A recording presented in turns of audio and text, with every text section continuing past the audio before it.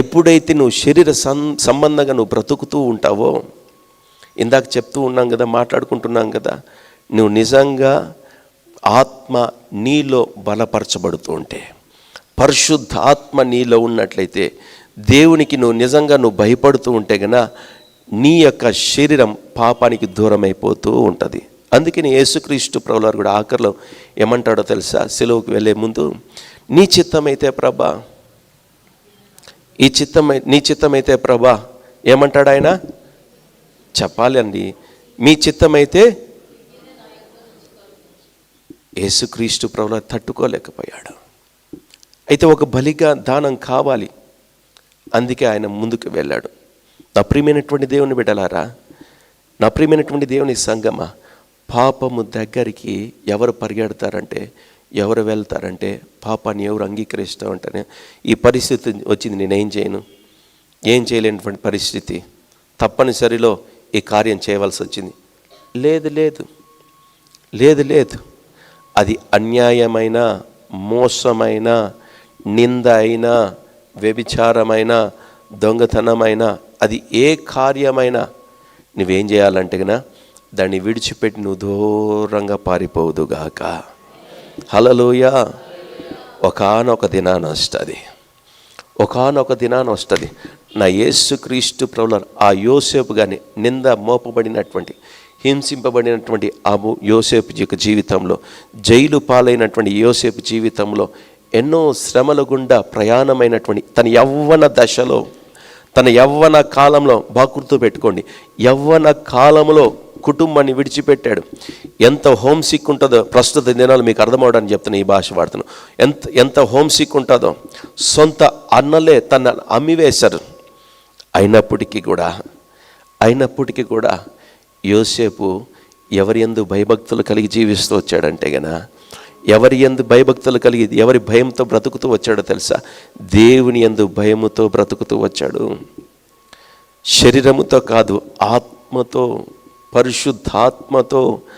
నా ప్రియమైనటువంటి దేవుని బిడ్డలారా, అందుకే దేవుని యొక్క ఆత్మ, యోసేపు యొక్క ఆత్మ ఒకటే అని దేవుని యొక్క వాక్యం సెలవిస్తుంది. నా ప్రియమైనటువంటి దేవుని బిడ్డలారా, పరిశుద్ధాత్మ ఒక వ్యక్తిలో నివాసం ఉండినట్లయితే, పరిశుద్ధాత్మ ఒక వ్యక్తిని యొక్క జీవితంలో ఉండినట్లయితే ఆ ఆత్మ నిత్యము నీ మీద వేయబడినటువంటి నిందైన, శాపమైన, ప్రతి ఒక్కటి సమస్య అయినా అవేం చేయబడుతుందంటే ప్రస్తుత కాలం ఉండొచ్చు, కానీ ఒకానొక దినాన ఎక్కడైతే నువ్వు నిందింపబడ్డావో, ఎక్కడైతే నువ్వు శ్రమ పడ్డావో, ఎక్కడైతే నువ్వు అవమానించబడ్డావో, అదే స్థలంలో వారందరికీ పైగా నా యేసయ్య మిమ్మల్ని అందరినీ నిలబెట్టునుగాక, నా యేసయ్య నిలబెట్టునుగాక.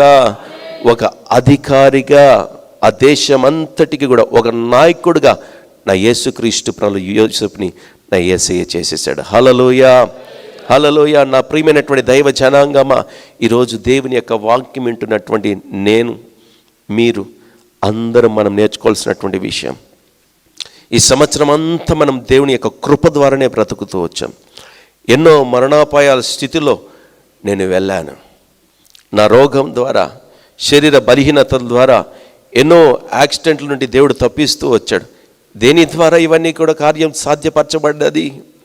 దేని ద్వారా ఇవన్నీ కూడా కార్యాలు దేవుడు జరిగిస్తూ వచ్చాడంటే కేవలం ఆయన కృప ద్వారానే, నా యేసుక్రీస్తు ప్రభువారి యొక్క కృప ద్వారానే ఈరోజు కూడా నేను సజీవుడిగా మీ అందరి మధ్య నిలబడడానికి నా యేసయ్య సహాయం చేస్తూ వచ్చాడు. నా శక్తి ద్వారానో, నా బలము చేత ద్వారానో, నా జ్ఞానం చేత ద్వారానో, నాకున్నటువంటి బలమో ఏది నాకు పని చేయలేదు, కానీ కేవలం ఆయన కృపనే పని చేస్తూ వస్తుంది నా పట్ల. నా ప్రియమైనటువంటి దేవుని బిడ్డలారా, దుష్టత్వం నుండి విడిపించబడినటువంటి నువ్వు చెప్పుకుంటూ ఉన్నావేమో నేను రక్షింపబడ్డానని. అక్కడితో ఆగబడలేదు, అంతతో నీ యొక్క జీవితం ముగించబడ్డం లేదు. మరొక మెట్టు ఏదంటే కన్నా నువ్వు పరిశుద్ధాత్మను పొందుకోవాలి. పరిశుద్ధాత్మ పొందుకున్నటువంటి నీ యొక్క జీవితంలో అనేక ఫలాలు నీవు దేవుని కొరకు ఫలిస్తూ రావాలి.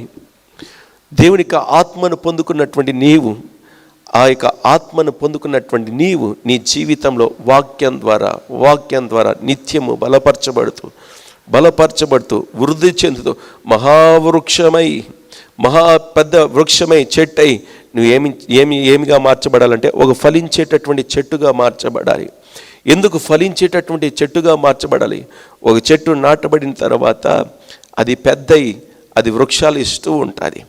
అదే ప్రకారంగా దేవుని మందిరంలో నాటబడినటువంటి నీ యొక్క ఆత్మీయత, నీ యొక్క పరిశుద్ధమైనటువంటి జీవితం ద్వారా అనేక మందికి ఒక మాదిరికరమైనటువంటి జీవితంగా నువ్వు మార్చబడాలి తప్ప, అనేక మందికి నీలో ఉన్నటువంటి ఆ ఆత్మ ఫలాల ద్వారా అనేక మందికి తృప్తికరమైనటువంటి జీవితం నీ ద్వారా కలగాలే తప్ప, అనేక మందికి నీ యొక్క జీవితం ద్వారా ఆహారంగా నువ్వు మార్చబడాలే తప్ప వేరొక రీతిగా ఇతరులు నష్టపరిచే రీతిగా, దుఃఖపరిచేవారుగా, గాయపరిచే రీతిగా నీ బ్రతుకు, నీ మాటలు ఉండకూడదు.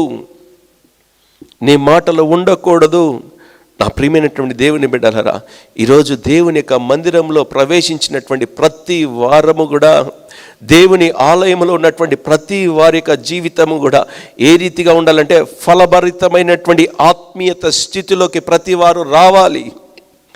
ఫలభరితమైనటువంటి జీవితంలోకి ప్రతి వారు కూడా మార్చబడాలి. ఒక శ్రేష్టమైనటువంటి అనుభవంలోనికి జీవాహారముగా నా యేసు క్రీస్తు ప్రభువు ఆ పరము నుండి భూమికి వచ్చినటువంటి నా యేసయ్య ఏ రీతిగా అయితే వచ్చి ఆయన ఆహారంగా మార్చబడ్డాడో, ఏ రీతిగా అయితే జీవాహారంగా మార్చబడ్డాడో అదే ప్రకారంగా మనము కూడా ఫలించినటువంటి వృక్షాలుగా, ఆత్మీయతలో ఫలించినటువంటి ఆహారముగా ప్రతి వారు కూడా జీవాహారముగా అనేక మంది జీవితాలను వెలిగించే రీతిగా ఒక సరైనటువంటి పరిశుద్ధమైనటువంటి జీవితంలోకి ప్రతి వారిని కూడా నడిపించేటటువంటి బాటలో ప్రతి వారు కూడా ఉందుముగాక ఒక ప్రశాంతమైనటువంటి వేళలో నా నజరేయుడైనటువంటి యేసు క్రీస్తు ప్రభువు వారు మనల్ని చూసినప్పుడు నా యొక్క జీవితంలో ఒక పరిశుద్ధమైనటువంటి వాతావరణం నా యేసయ్యకి కనబడినటువంటి నా జీవితంలో నా యేసయ్య మాటలు నిలుచునుగాక. ఆయన శ్రేష్టమైనటువంటి పలుకులు నాతో మాట్లాడడానికి ఆయన పరము నుండి దిగి వచ్చునుగాక. హల్లెలూయా. ఈరోజు దేవుని యొక్క వాక్యం వింటున్నటువంటి మనం, ప్రార్థిస్తున్నటువంటి మనం, ఉపసిస్తున్నటువంటి మన జీవితంలో ఎన్నెన్ని కార్యాలు జరగవలసినటువంటివో, అయితే ఈ కార్యాలన్నీ మనం చూడకుండానే వెళ్ళిపోతున్నామే. ఈ 2025 సంవత్సరంలో నా జీవితంలో దేవుని యొక్క ఆత్మ పొందుకోకుండానే వెళ్ళిపోతున్నానే. నేను రక్షింపబడ్డానని చెప్పుకుంటూనే కాలమంతా గడిపేస్తున్నానే. ఇంకెంత కాలం నాలో పరిశుద్ధత లేకుండా పాపం వైపే, పాపాన్ని చూస్తూ పరుగులు తీసుకుంటూ నేను వెళ్ళిపోతున్నానే. ప్రభువా, నా పట్ల కనికరం చూపెట్టవా? నా యేసయ్య నా పట్ల కనికరం చూపెట్టవా? నేను చేసినటువంటి తప్పిదాలను నువ్వు క్షమించడానికి నీ లోకానికి వచ్చావు కదయ్యా. ఎందుకు నాలో ఇంకా నువ్వు పాపం పడి చేస్తూ ఉంది? దుష్టత్వం నుండి నేను ఎందుకు ఇంకను విడిపించబడ్డం లేవిని యొక్క మాటలు నేను ఎందుకు లోబడలేకపోతున్నానే? లేవీయుడు చెప్పినటువంటి, సేవకుడు చెప్పినటువంటి మాటలు నేను ఎందుకు అంగీకరించలేకపోతున్నానే? నా ప్రియమైనటువంటి దేవుని బిడ్డలారా, అదే అపోస్తుల కార్యాల్లో రాస్తున్నటువంటి మాట, పేతురు గారు అంటున్నటువంటి మాట, నా ప్రియమైనటువంటి దేవుని బిడ్డలారా, ఎవరెవరు సంఘంలో చేర్చబడుతూ వచ్చారంటే దేవుని యొక్క మాటలు అంగీకరించి బాప్తిసం పొందుకున్నటువంటి ప్రతి వారు కూడా ఎక్కడ చేర్చబడుతూ వచ్చారంటే సమాజంలో కాదు, దుష్టుల మధ్యన కాదు, అల్లరి చేసేటటువంటి వారి మధ్యన కాదు, కానీ దేవుని యొక్క సంఘంలో చేర్చబడుతూ వచ్చారు. దేవుని యొక్క సంఘంలో చేర్చబడుతూ వచ్చారు. దేవుని యొక్క మందిరంలో, దేవుని యొక్క కుటుంబంలో చేర్చబడుతూ వచ్చిరి అని దేవుని యొక్క వాక్యం సెలవిస్తుంది. నా ప్రియమైనటువంటి దేవుని బిడ్డలారా, దేవుని యొక్క వాక్యం చేత అంగీకరించబడి లోబడుతూ మారు మనసు పొంది రక్షింపబడుతున్నటువంటి ప్రతి జనాంగమా, దేవుని బిడ్డలుగా పిలువబడుతున్నటువంటి దేవుని బిడ్డలారా, ఈరోజు దేవుడు స్పష్టంగా మనతో మాట్లాడుతున్నటువంటి మాట, నువ్వు ఎక్కడ చేర్చబడుతున్నావు? నీ పనులు యందు నువ్వు చేర్చబడుతున్నావా? నీ సొంత కార్యాలందు నువ్వు చేర్చబడుతున్నావా? దేని మీద నువ్వు విశ్వాసం ఉంచుతున్నావు? దేని మీద ఆసక్తి చూపెడుతున్నావు? దేవుని ఆలయంలో ప్రవేశించబడి దేవుని మందిరంలో చేర్చబడవలసినటువంటి నీవు దేవుని ఆరాధన క్రమాల్లో నువ్వు చేర్చబడకుండా ఎక్కడెక్కడో నీ సొంత పనులలో, నీ సొంత కార్యాల్లో నువ్వు చేసుకుంటూ వెళ్ళిపోతున్నావో, దేవుని యొక్క హెచ్చరిక ఇది, దేవుని యొక్క మాటలు ఇవి. నా ప్రియమైనటువంటి దేవుని బిడ్డలారా, ఎవరెవరైతే అంగీకరిస్తారో వారందరూ కూడా దేవుని యొక్క కుటుంబములో, దేవుని యొక్క ఆలయములో, దేవుని యొక్క సన్నిధానంలో చేర్చబడుదురుగాక. నజరేయుడైనటువంటి యేసు క్రీస్తు ప్రభుల యొక్క సన్నిధానంలో చేర్చబడుదురుగాక. హల్లెలూయా, హల్లెలూయా, హల్లెలూయా.